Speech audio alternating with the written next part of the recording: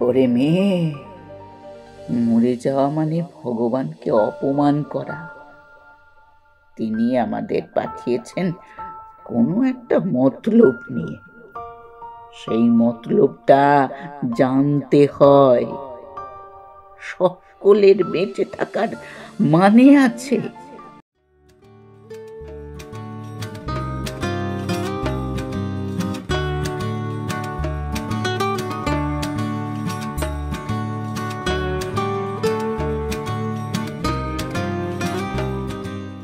নমস্কার শ্রোতা বন্ধুরা, শ্রবণ সঙ্গীতে আপনাদেরকে স্বাগত।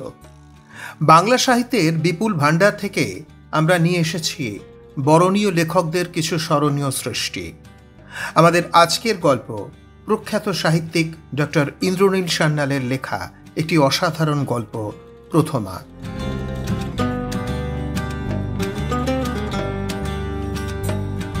জীবনযুদ্ধে বিধ্বস্ত এক হতাশাগ্রস্ত তরুণীর ঘুরে দাঁড়ানোর কথাই আজ আমরা শুনব এই গল্পে। এই গল্পের সব চরিত্রই কাল্পনিক, বাস্তবের সাথে এর কোনো মিল নেই, এবং গল্পের প্রতিটি চরিত্র ও ঘটনা প্রবাহ শিল্প সৃষ্টির উদ্দেশ্যেই নির্মিত। কারো জীবনের সাথে এই গল্পের ঘটনা প্রবাহের মিল থাকলে তা নিতান্তই কাকতালীয় ঘটনা। আমাদের আজকের গল্পটি যদি আপনাদের ভালো লেগে থাকে তাহলে অনুগ্রহ করে একটি লাইক ও শ্রবণ সঙ্গীকে সাবস্ক্রাইব করে পাশে থাকবেন। আমরা আমাদের আজকের গল্পটি নিয়েছি শনিবারের চিঠি 1420 শারদ সংখ্যা থেকে। তাহলে শুরু করা যাক আমাদের আজকের গল্প, সাহিত্যিক ডক্টর ইন্দ্রনীল সান্যালের লেখা প্রথমা।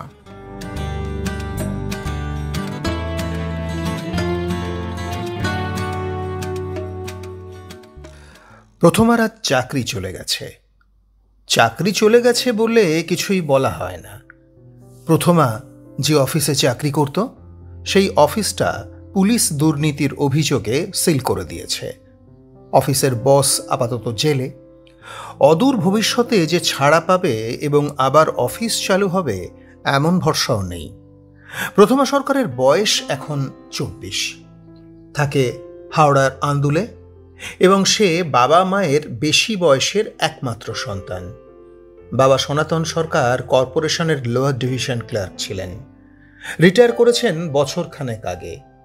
মা অনুপমা গৃহবধূ। সনাতনের পেনশনে কোনো রকমে সংসারটা অন্তত চলে যাচ্ছিল। হাওড়া গার্লস কলেজ থেকে বিকম পাশ করার পরেই হন্যে হয়ে একটা চাকরি খুঁজছিল প্রথমা। নূতন প্রতিষ্ঠিত এক বাঙালি কোম্পানির কথা পাড়ার এক নেতা তাকে বলেছিল। এক কোটিপতি বাঙালি এনআরআই ব্যবসায়ী ভারতীয় ব্যবসার জগতে প্রবেশ করছে। তার অফিসে চাই কিছু তরুণ রক্ত। তাই সেই নেতার রেকমেন্ডেশনে প্রথমা চাকরিটা হয়ে গিয়েছিল অ্যাকাউন্টস ডিপার্টমেন্টের ডেটা এন্ট্রি অপারেটরের পোস্ট। আগে এই পদকে করণিক বলা হতো। ইংরেজির দাপটে এই পদের এখন একটা গেরাম্বরী ভাব এসেছে। মাইনে যৎসামান্য, অবশ্য প্রথমার চাহিদাও খুবই সামান্য। মাসের শেষে মোবাইলে যখন SMS আসে যে প্রথমা সরকারের স্যালারি অ্যাকাউন্টে 5,000 টাকা জমা পড়েছে, তখন খুব খুব আনন্দ হয়।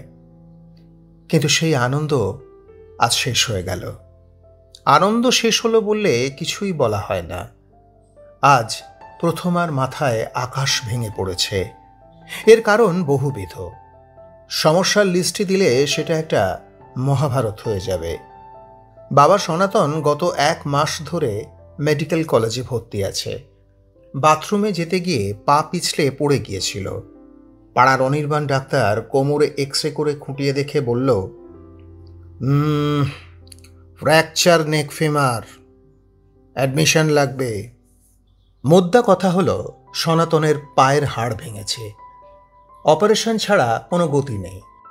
পাড়ার সেই নেতাকে ধরাধরি করে কোনো মতে একটা বেড পাওয়া গেছে। দিন 15 ভর্তি থাকার পর অপারেশন হয়েছে। 15 দিনের বেড রেস্ট চলছে। আরও 15 দিন ভর্তি রেখে তবেই ছাড়বে। লোকে বলে সরকারি হাসপাতালে চিকিৎসা করতে টাকা লাগে না। একদম মিথ্যে কথা। ডাক্তার ওষুধগুলো কেনায়, আয়াগুলো দুবেলা টাকা নেয়। যেসব ওয়ার্ড বয় বেড প্যান দেয় বা ড্রেসিং করে দেয় তারা তো সবসময় হাত পেতেই আছে। 1 মাসে প্রায় 20,000 টাকা খরচ হয়ে গিয়েছে। সনাতনের পেনশনের টাকাতে এতদিন চিকিৎসাটা চলছিল। সে সুস্থ হয়ে বাড়ি ফিরলে খরচের ধাক্কাটা সামলানো যেত। কিন্তু গতকাল রাত থেকে সনাতন অজ্ঞান হয়ে গিয়েছেন। তাকে ভেন্টিলেশনে দেওয়া হয়েছে। আজ ভোরবেলা হাসপাতাল থেকে ফোন করে সিস্টার বলেছে অবিলম্বে যোগাযোগ করতে। প্রথমা ভেবেছিল অফিসে একবার মুখ দেখিয়েই কাটবে, কিন্তু মুখ দেখানোর জন্য কোনো বস উপস্থিত ছিল না অফিসে। অফিসটাই তো আর নেই, চাকরি নেই। এটা একটা খারাপ খবর। বাবা মারা যেতে পারে, এটা আরও একটা খারাপ খবর। বাবা মারা গেলে আর পেনশন থাকবে না, আরও একটা খারাপ খবর। বাবার এই শোচনীয় অবস্থার খবর হাসপাতাল থেকে আসবার খবর পেয়ে অনুপমা কথা বলা বন্ধ করে দিয়েছেন। এটা 4 নম্বর খারাপ খবর। 5 নম্বর খারাপ খবরে যাওয়ার আগে অনুপমার ব্যাপারটা খোলসা করা উচিত। মহিলার মাথায় অনেক দিন ধরেই নানা ধরনের সমস্যা। অনির্বাণ ডাক্তার বলেছে ডিপ্রেশন আছে, মানে মন খারাপ। তা মন খারাপ তো খুব স্বাভাবিক ঘটনা, প্রথম আর প্রায়ই হয়। কিন্তু অনুপমার কেসটাই আলাদা।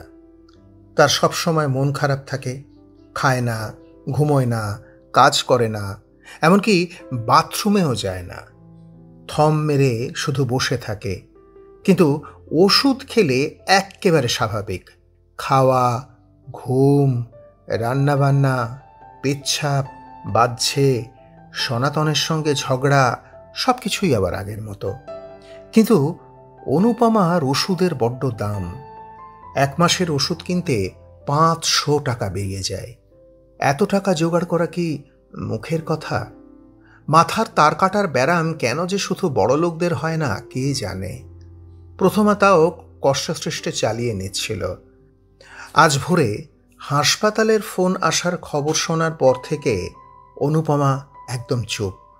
ওষুধ খেয়েও ব্যামো কমছে না। কি ব্যাপার কে জানে। এই নিয়ে সঞ্জীবের সঙ্গে আলোচনাটা জরুরি। আর 5 নম্বর সমস্যাটা হলো সঞ্জীব ফোন ধরছে না। আপনি যে নম্বরটিতে কল করছেন সেটি সাময়িকভাবে পরিষেবার বাইরে আছে। অনুগ্রহ করে পুনরায় চেষ্টা করুন।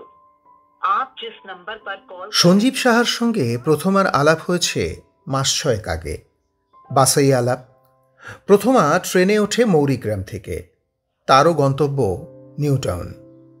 বাসের টিকিট কাটার সময় খুচরো পয়সা না থাকায় ড্রাইভার একদিন সঞ্জীবকে উল্টোপাল্টা কথা বলছিল। সঞ্জীবকে আটানা দিয়ে প্রথমা সাহায্য করে। আগেকার দিনের বাংলা সিনেমার নায়ক নায়িকাদের মধ্যেও এইরকমভাবেই আলাপ হতো। আজকের জামানায় পরিস্থিতি খুব একটা বদলায়নি।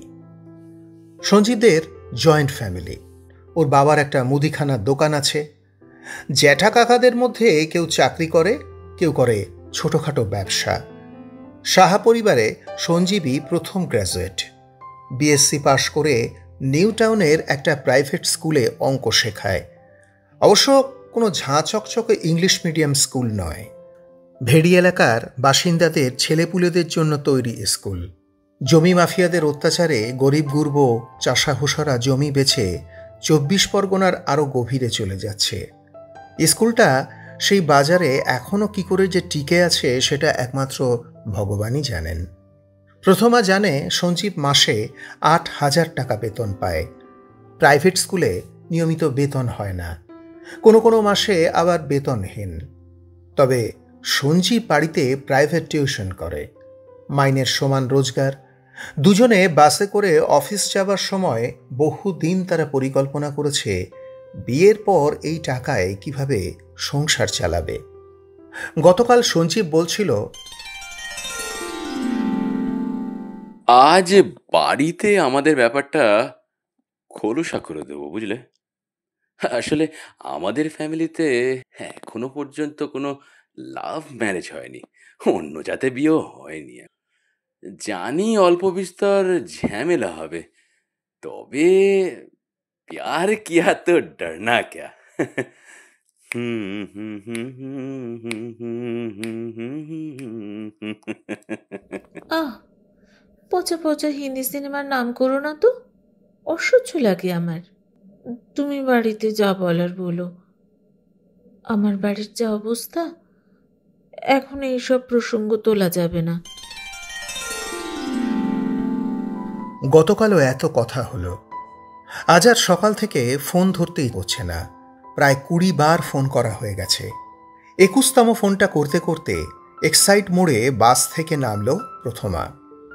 এখান থেকে মেট্রো ধরে সেন্ট্রাল স্টেশনে যাবে। ওখান থেকে মেডিকেল কলেজের হাঁটা পথ। পাতাল প্রবেশের আগে সে ঘড়ি দেখল, 12:15 বাজে। ভিজিটিং আওয়ার্স 1টা পর্যন্ত, তার আগে পৌঁছতে হবে। আরও একবার সঞ্জীবকে ফোন করল, আবারও রিং হয়ে হয়ে কেটে গেল। সিঁড়ি দিয়ে নামতে নামতে হঠাৎ ওয়াক তুলল প্রথমা। আশেপাশের লোক ঘুরে দেখল। লজ্জা পেয়ে সিঁড়িতেই বসে পড়ল সে। তার মাথা ঘুরছে, পেটে মোচড় দিচ্ছে। বুকের বাঁদিকে ট্রেন যাওয়ার ঝকঝক আওয়াজ হচ্ছে। তার উপর তার আর চাকরি নেই, বাবা মারা যাচ্ছে, মা পাগল হয়ে যাচ্ছে, কোনো রোজগার নেই। তার উপর ভালোবাসার মানুষটাও ফোনটা ধরছে না। এটা একটা লাইফ না পাগলা গারদ? প্রথমা এই লাইফকে জাস্ট নিতে পারছে না। টলতে টলতে সিঁড়ি দিয়ে নামে সে। টিকিটের লাইনে দাঁড়িয়ে সেন্ট্রালের টিকিট কেটে প্ল্যাটফর্মে এসে দাঁড়ায় সে। স্টেশনে ঠিক থেকে ভিড়, কোথাও বসার জায়গা খালি নেই। লোকজন ফ্যানের তলায় গোল হয়ে দাঁড়িয়ে হাওয়া খাচ্ছে। আচ্ছা, প্রথমারও তো গরম লাগছে। কানের পেছনে, ঘাড়ে, কপালে, নাকের পাটায় বিন বিন করে জমছে ঘাম।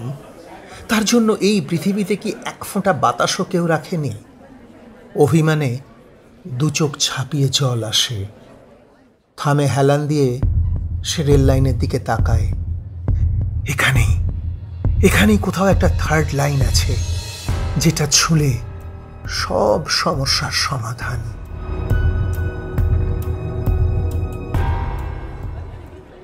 কি রে মেয়ে, মন খারাপ নাকি? যে মহিলা প্রথমাকে কথাটা বলল তার বয়স 70-এর কাছাকাছি। ময়লা রঙের নরুন পেড়ে সাদা শাড়িটি সাধারণভাবে পরা।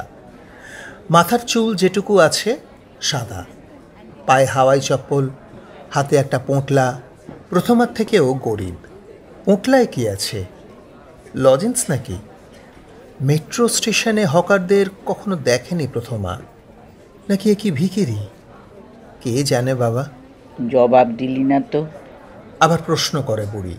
পোঁটলা থেকে হজমিগুলি বার করে বলে, এই নে, খা, মন ভালো হয়ে যাবে। হকার তাহলে? খুব বিরক্ত হয় প্রথমা। বুড়িকে পাত্তা না দিয়ে হন হন করে সামনের দিকে এগিয়ে যায়। ডিসপ্লে বোর্ডে দেখল আর ঠিক 5 মিনিট বাদেই দমদমগামী ট্রেন আসবে। প্ল্যাটফর্মে আঁকা সাদা দাগের আশেপাশে ঘুরঘুর করে সে। থার্ড রেল কোনটাকে বলে কে জানে। ওইসব রিস্ক নিয়ে কোনো লাভ নেই। প্ল্যাটফর্ম থেকে ছুটন্ত ট্রেনের সামনে ঝাঁপ দিলেই হলো। বাকিটা ট্রেনের চাকা বুঝে নেবে। কতক্ষণের আর মামলা? 3 সেকেন্ড, 4 সেকেন্ড। বেঁচে থেকে প্রতি মুহূর্তে দগ্ধে দগ্ধে মারা যাবার থেকে মাত্র 3-4 সেকেন্ডের কষ্ট সহ্য করা অনেক ভালো। খুব একটা লাগবে না। যন্ত্রণার একটা বোধ তৈরি হবে মাথায়। মাথাটাই যদি চুরচুর হয়ে যায়, তাহলে যন্ত্রণাটাও থাকবে না।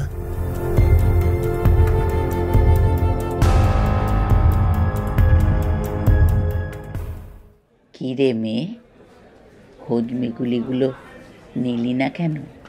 বুড়ি আবার ফিরে এসেছে। নোংরা ঘোলাটে ফাটল ধরা চশমার ফাঁক দিয়ে ঝিকমিকে চোখে তাকায় বুড়ি। বুঝেছি, তুই ভাবছিস আমি হকার, পয়সা চাইব, তাই তো?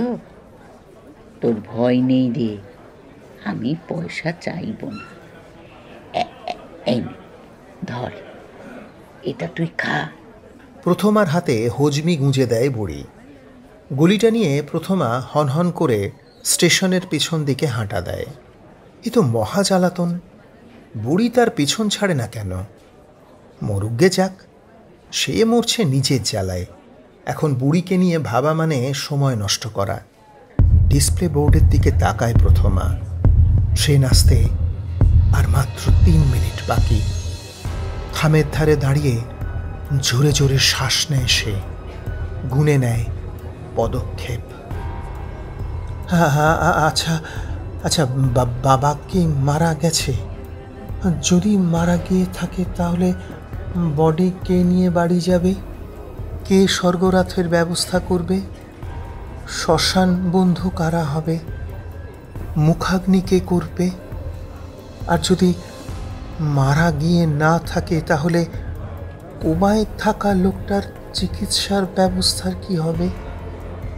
বাবাকে রোজ রোজ কে দেখতে আসবে? ঠোঁটের কোণার নোংরা আর চোখের কোলের পিছুটি কে মুছিয়ে দেবে? আয়াগুলো যে দেবে না সেটা প্রথমা ভালো করেই জানে। আর মায়েরই বা কী হবে? তার কাটা মা তো ওষুধই খাবে না, থুম মেরে বসে থাকবে, বিছানায় বসে পায়খানা পেচ্ছাপে একেবারে মাখামাখি করবে। ধুস, কার কি হবে এই ভেবে ভেবেই তো তার 24টা বছর কেটে গেল। এই অশান্তি থেকে মুক্তি আর একটু পরেই। 2-3টে লাফ, একটা ঝাঁপ, ব্যাস মুক্তি। আর কোনো টেনশন নেই। বাবা, মা, সঞ্জীব, কাউকে নিয়ে আর কোনো দুশ্চিন্তা নেই, কোনো দুশ্চিন্তা নেই।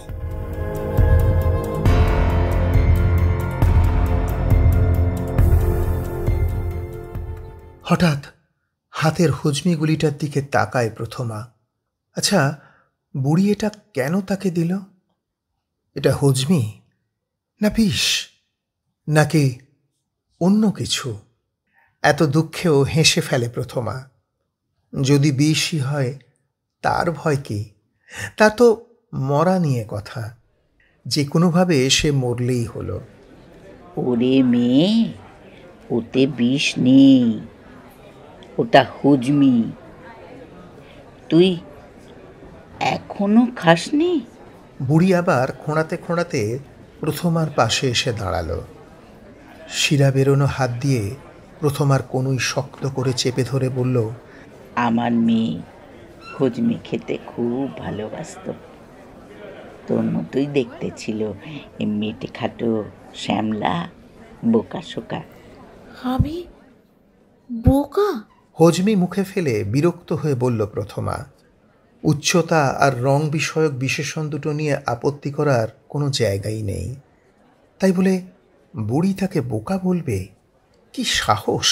ওরে, তোকে বোকা বলিনি, বলেছি তোকে আমার মেয়ের মতো দেখতে। বুড়ির কথার মধ্যে ঝমঝম করতে করতে দমদমগামী ট্রেন এসে গেল। বিরক্ত হয়ে প্রথমা বলল, এবার ছাড়ো, ট্রেন ধরবো। এত তাড়া কিসে? পরের ট্রেনে যাবি। নে, আর একটা হজমি খা। ঝোলার থেকে আবার গুলি বার করেছে বুড়ি। অসহায়ভাবে প্রথমা দেখল ট্রেনটা তার চোখের সামনে দিয়ে চলে গেল। মাথায় আবার ঝাঁপিয়ে পড়েছে দুশ্চিন্তার মিসাইল। আবার হানা দিচ্ছে একের পর এক সমস্যা। আচ্ছা আচ্ছা, বাবা কি এখনো বেঁচে? তাহলে বাবার রোজগারের দেখভালের খরচ কোথা থেকে আসবে? মা কি একদম পাগল হয়ে গেল? মাকেও কি হাসপাতালে ভর্তি করতে হবে? বেকার প্রথমা চিকিৎসার টাকা কোথা থেকে জোটাবে? সঞ্জীবের কি অন্য কোনো জায়গায় বিয়ে ঠিক হয়ে গেল? আচ্ছা, ও কি কোনো ফর্সা সুন্দরী মেয়ের প্রেমে পড়েছে? আবার তার গা গুলোচ্ছে, আবার বুক ধড়ফড় করছে, আবার বুকের বাঁ দিক দিয়ে ঘুম ঘুম শব্দ করে ট্রেন যাচ্ছে। মুখের ভেতরে কেমন একটা তেতো তেতো ভাব, গলায় টক টক স্বাদ, সারা শরীর ঘামে ভিজে যাচ্ছে। কোথাও কি একটুও হাওয়া নেই? উদ্ভ্রান্ত দৃষ্টিতে এদিক ওদিক দেখে প্রথমা। এটা লাইফ না পাগলা গারদ? না, এই লাইফ আর নেওয়া যাচ্ছে না। উল্টো দিক থেকে কোনো ট্রেন আসছে না কেন? দু এক পা দৌড়, একটা লাফ, ব্যাস মুক্তি, ছুটি, শান্তি।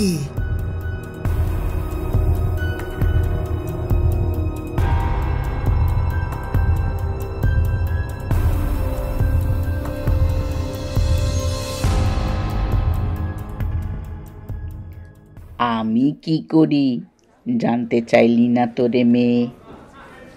প্রথমার কনুই শক্ত করে চেপে ধরে বলে বুড়ি। প্রথমা এক ঝটকায় কনুই ছাড়িয়ে নিয়ে বলে, আহ, কি পাগলামি করছো, ছাড়ো। প্ল্যাটফর্মে এখন অনেক লোক, এখন বুড়ির সঙ্গে তর্কাতর্কি করলে সবাই ঘুরে দেখবে, তাতে প্রথমার সব প্ল্যান বানচাল হয়ে যাবে। মনে মনে বলল প্রথমা, এ তো আচ্ছা ঝামেলায় পড়া গেল। আমি বাইরে ডান দিকের ওই ভুজিয়াওয়ালার যে মস্ত দোকানটা আছে তার সামনে ফুটপাতে বসে হজমি বিক্রি করি। দুপুর দুপুর চলে আসি, সন্ধে 7টা অবধি থাকি, 20-30 টাকা হয়ে যায়। তোমার বাড়ি কোথায় ঠাকমা? উত্তর পাড়ায়। দিনে মাত্র 20 টাকা রোজগার দিয়ে কি হয়? ও টাকা তো যাতায়াতেই খরচ হয়ে যায়। না রে মা, যাতায়াতে আমার কোনো খরচ নেই। উত্তরপাড়া থেকে বাস ধরে দমদমে আসি, দমদম থেকে মেট্রো ধরি।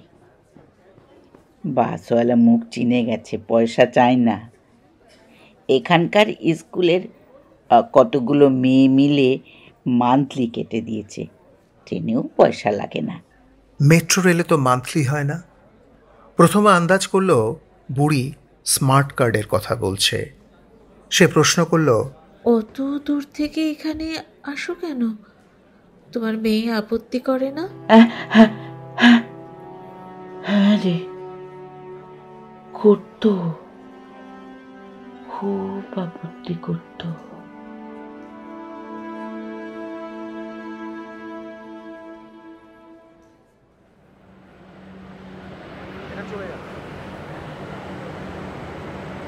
উল্টো দিকের প্ল্যাটফর্মে টালিগঞ্জগামী ট্রেন এসে গেছে। সেটার দিকে তাকিয়ে বলে বুড়ি,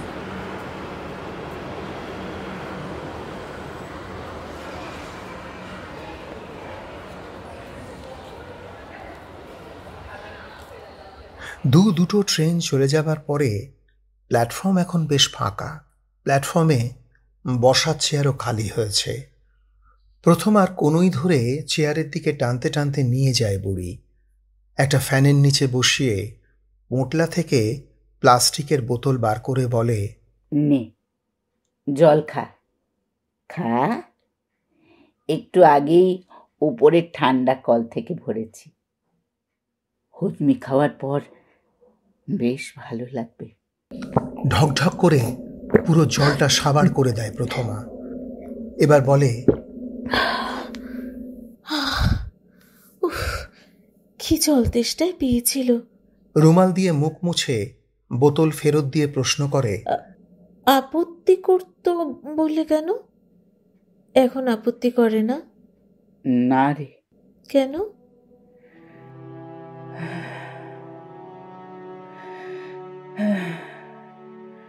সে আর নেই।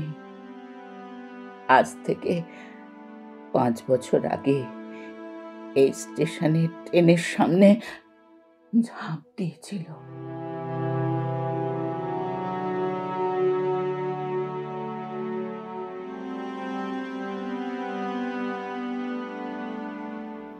সে কি? কেন? ওই সব সংসারে যা হয়, স্বামীর সঙ্গে গন্ডগোল, ছেলে বধ হয়ে যাচ্ছে, এই সব আবি যাবি।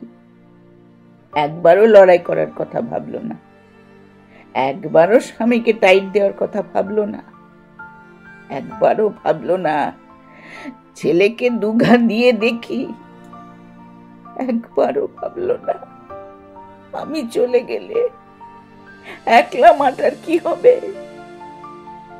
সে পালিয়ে গেল।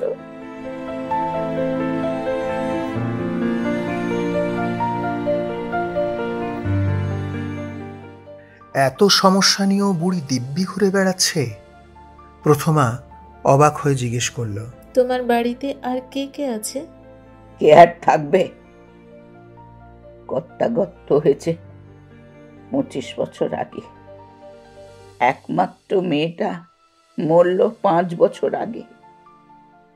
জামাই আর একটা বিয়ে করে ছেলে নিয়ে গুজরাটে থাকে। আর আমি বাড়িতে একা।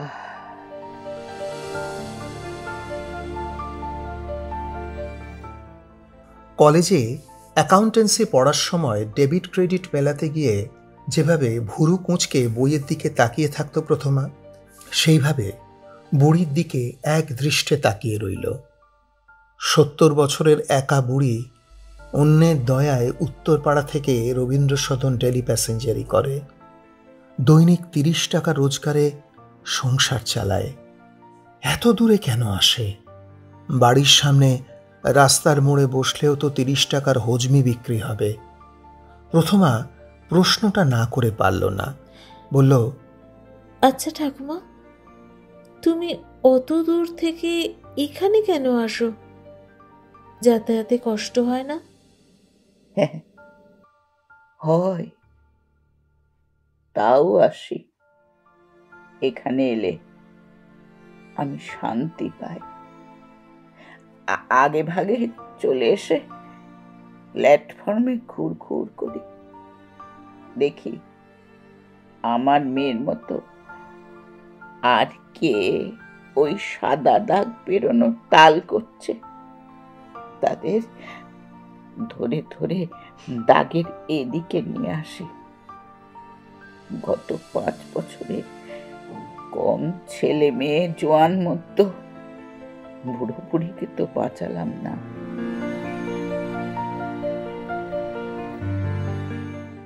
প্রথমা মাথা নিচু করে বসে, চোখ দিয়ে টপ টপ করে জল পড়ছে। সে বলল, আমাকে দেখে তুমি বুঝতে পেরেছিলে যে আমি? ওরে মেয়ে, মরে যাওয়া মানে ভগবানকে অপমান করা।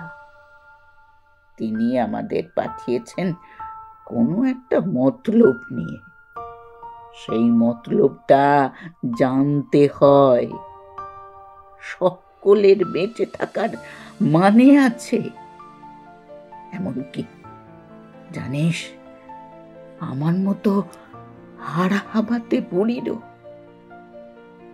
আমি যদি আজ না থাকতাম তাহলে ট্রেন বন্ধ হয়ে যেত। কত লোকের বাড়ি ফিরতে অসুবিধে হতো, তাই না?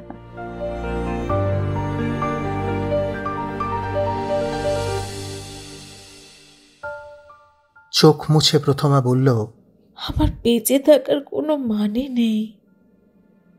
তুমি জানো ঠাকুমা, আজ সকালে আমার চাকরি চলে গেছে। তুমি জানো, আজ সকালে হাসপাতাল থেকে ফোন করে বলল। না না না না, জানতে চাই না। দুঃখের গল্প আমার আর ভালো লাগে না। চোখ মেললে আলো পাচ্ছিস, নিঃশ্বাস নিতে কষ্ট হচ্ছে না, দুবেলা খেতে পাচ্ছিস। আর কত চাই? সমস্যার মহাভারত ফাঁদিস না, আমাকে দেখে শেখ। আজ আমার কত আনন্দ জানিস? তোর সঙ্গে কথা বলে মনটা ভরে গেছে।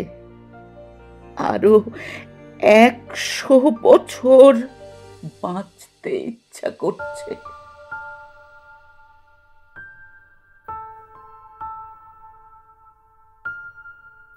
প্রথমা হঠাৎ খেয়াল করল তার গা গোলানোর অনুভূতিটা যেন এখন অনেকটাই কম। বুকের ধড়ফড়ানি যেন হঠাৎ বন্ধ হয়ে গিয়েছে। গলায় একটা টকটক ভাব থাকলেও মুখের সেই তিতকুটের স্বাদটা বিদায় হয়েছে। হজমির জন্য না ঠান্ডা জলের জন্য, না ফ্যানের হাওয়ার জন্য, না বড়ির জন্য, কে জানে।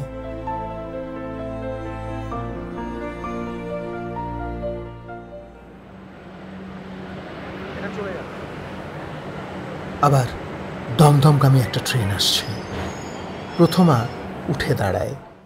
বুড়ি চেয়ারে বসে তার দিকে তাকিয়ে মুচকি মুচকি হাসছে। প্ল্যাটফর্মের সাদা দাগ বেরোলো প্রথমা। ট্রেনের দরজা খুলে গেল। বাতানুকূল কামরার ঠান্ডা বাতাস যেন আমন্ত্রণ জানাচ্ছে প্রথমাকে। কামরায় উঠতে উঠতে প্রথমা বলল, ঠাকুমা, যাচ্ছি। বুড়ি চেঁচিয়ে বলল, যাচ্ছি বলতে নেই, বল আসি। ঠাকুমা, আসি।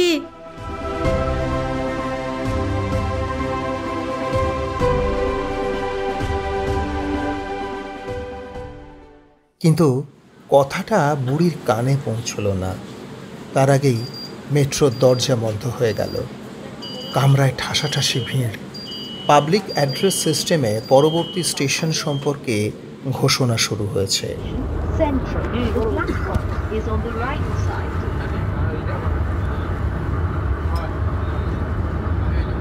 Station Central. Station Central.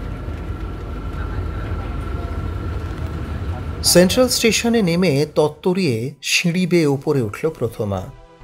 রাস্তায় দাঁড়িয়ে বুক ভরে একটা নিঃশ্বাস নিল। সত্যি, বিনি পয়সায় আজও বাতাস পাওয়া যায়। সূর্য এখনো বিনামূল্যে আলো ছড়াচ্ছে। এটাই তো অনেক।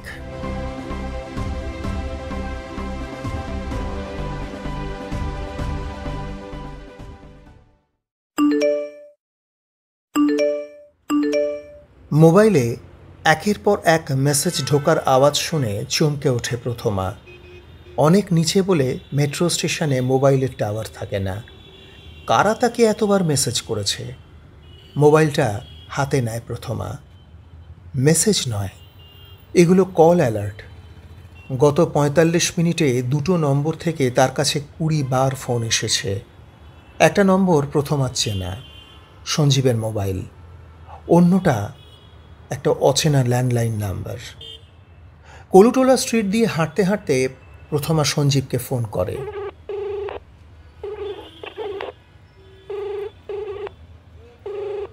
রিং হচ্ছে। কি বলবে ছেলেটা? আমার বাড়িতে খুব ঝামেলা করছে, এ বিয়ে হবার নয়। নাকি বলবে, আমায় মাফ করে দাও প্রথমা, আমি তোমার যোগ্য নই। যার আসল মানে হলো, তুমি এবার ফোটো প্রথমা, আমাকে আর বোর করো না। প্রথমার হাবিজাবি চিন্তার মধ্যে ওদিক থেকে সঞ্জীবের চড়া গলায় ধমক ভেসে আসে। মাথা ফাতা খারাপ হয়ে গেছে নাকি? কোন গর্তে ঢুকেছিলে যে ফোন করলে নট রিচেবল বলছে? মেট্রোতে ছিলাম। তুমি এখন কোথায়? একটা দীর্ঘশ্বাস ফেলে প্রথমা। তার এখন ঝগড়া করার কোনো মুড নেই। না হলে বলতো, তুমি বা কোন গর্তে ঢুকেছিলে যে ফোন ধরার সময় পাওনি? মেডিকেল কলেজে। শোনো, একটা খারাপ খবর আছে। তোমার বাবা এক্সপায়ার করেছেন। সিস্টাররা তোমাকে ২-৩ বার ফোন করে না পেয়ে আমায় ফোন করেছিল। তো ভাগ্যিস বুদ্ধি করে তোমার সঙ্গে আমার ফোন নম্বরটা ওখানে দিয়ে রেখেছিলে। কলুটোলা স্ট্রিট দিয়ে প্রথমা দৌড়চ্ছে।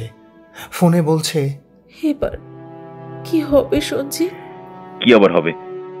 আমার বাবা আর জ্যাঠা এসেছেন। ওরাই খাট, টেম্পো এসবের ব্যবস্থা করছেন। আমার মা তোমাদের বাড়িতে গেছেন। কাকিমাকে এখনো কিছু জানানো হয়নি, তবে উনি বোধহয় কিছু আন্দাজ করেছেন। মা একটু আগে ফোন করে বলল, খুব খুব কান্নাকাটি করছেন উনি। মেডিকেল কলেজের গেট দিয়ে ভেতরে ঢুকছে প্রথমা। ফোনে বলছে, জানো সঞ্জীব, আমার চাকরিটা আর নেই। জানি তো। টিভিতে সকালে দেখাচ্ছিল যে পুলিশ তোমাদের অফিসটা সিল করছে। তোমার কেসটা আন্দাজ করেই আমি আমার স্কুলের ম্যানেজমেন্টের সঙ্গে কথা বলে রেখেছিলাম। আমার মোবাইলটা আসলে সাইলেন্ট মোডে রাখা ছিল, তাই তোমার ফোনটা ধরতে পারিনি। মোবাইলের লাল বোতাম টিপে লাইনটা কেটে দেয় প্রথমা। সামনেই অর্থোপেডিক ওয়ার্ড। বাইরে দাঁড়িয়ে আছে সঞ্জীব, সঙ্গে ৩-৪ জন বয়স্ক মানুষ। প্রথমাকে দেখে সঞ্জীব বলল, তুমি এসে গেছো? গুড। তাহলে ম্যাটাডোরে উঠে পড়ো। এদিককার সব কাজকর্ম শেষ। ডেথ সার্টিফিকেটও পেয়ে গেছি। বেঁটে খাটো গাঁট্টা গোঁট্টা চেহারার একজন মাঝবয়সী ভদ্রলোক প্রথমাকে বলল, আমি সঞ্জীবের বাবা। ওদের স্কুলে কম্পিউটার চালানোর জন্য একজন স্টাফ নেবে। আগামীকাল তোমার ইন্টারভিউ, তা আজকের ধকল সামলে যেতে পারবে তো মা? আরেক ভদ্রলোক ম্যাটাডোর থেকে হাত বাড়িয়ে বলল, ও, তুমি হচ্ছে প্রথমা। আমি হলাম কি ওই সঞ্জীবের জ্যাঠা মশাই। এসো, আমার হাত ধরে উঠে পড়ো দেখি। ম্যাটাডোরে ওঠে প্রথমা। বাবার মৃতদেহের ওপর আছড়ে পড়ে হাউ হাউ করে কাঁদতে থাকে সে। বলে, বাবা, বাবা, আমায় ক্ষমা করে দাও বাবা, আমায় ক্ষমা করে দাও। প্রথমা কেন এমন কথা বলছে সঞ্জীবের জ্যাঠা বুঝতে পারেননি। তিনি বললেন, এত কান্নাকাটি করো না মা। তোমার কি দোষ বলো তো? তুমি তো তোমার বাবার চিকিৎসার কোনো ত্রুটি রাখোনি। যিনি যাবার সে তো যাবেই। এখন সামনের দিকে তাকাও মা। দাহ কার্য শেষ করে তাড়াতাড়ি বাড়ি ফিরে গিয়ে বিশ্রাম নাও। কাল তোমার ইন্টারভিউ, খুব ভালো করে দিতে হবে কিন্তু ইন্টারভিউটা। হ্যাঁ,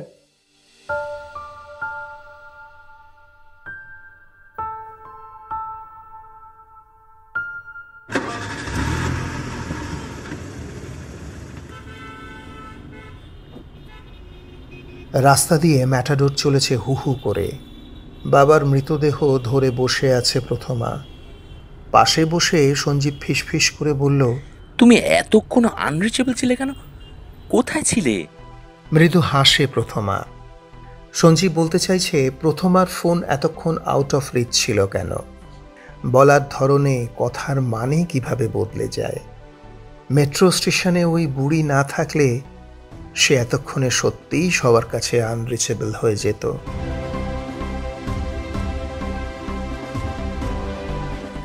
বোকার মতো হাসছো কেন? আচ্ছা, কার সঙ্গে এতক্ষণ কাটালে বলো তো? আমার কিন্তু খুব সন্দেহজনক লাগছে। রাগ রাগ চোখে প্রথমার দিকে তাকিয়ে রয়েছে সঞ্জীব। বুক ভরে একটা শ্বাস নেয় প্রথমা। চোখ মেলে দেখে সেন্ট্রাল অ্যাভিনিউয়ের ঘিঞ্জি রাস্তা আর সর্পিল ট্রাফিক জ্যাম। নয় নয় করেও কলকাতা শহরটা এখনো দিব্যি সুন্দর আছে। বেঁচে থাকাটা আজও চমৎকার।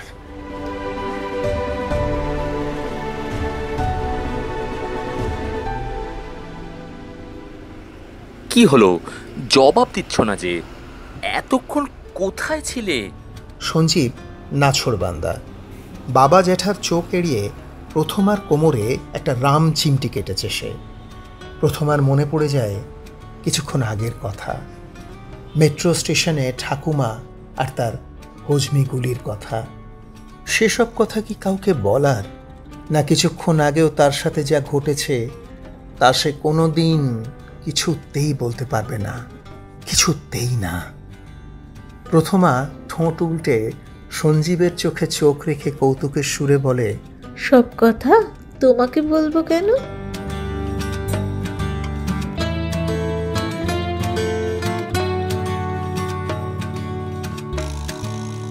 এতক্ষণ শুনছিলেন ইন্দ্রনীল সান্যালের কলমে প্রথমার গল্প। কেমন লাগলো আজকের গল্প? ঝটপট লিখে ফেলুন কমেন্ট বক্সে আর শেয়ার করে নিন অন্যদের সাথে। আজকের গল্পে কথক ও সঞ্জীবের বাবার চরিত্রে ছিলাম আমি প্রবীর। সঞ্জীবের জ্যাঠামশায়ের চরিত্রে কণ্ঠ দিয়েছেন রণবীর দত্ত। সঞ্জীবের চরিত্রে চঞ্চল পাইন এবং প্রথমার চরিত্রে ছিলেন মিঠু মিশ্র। তাহলে আজকের মতো বিদায়। ফিরছি এরকমই আকর্ষণীয় আরও একটি গল্পের সাথে। সবাই ভালো থাকবেন, আনন্দে থাকবেন, সকলের ভালো হোক। নমস্কার।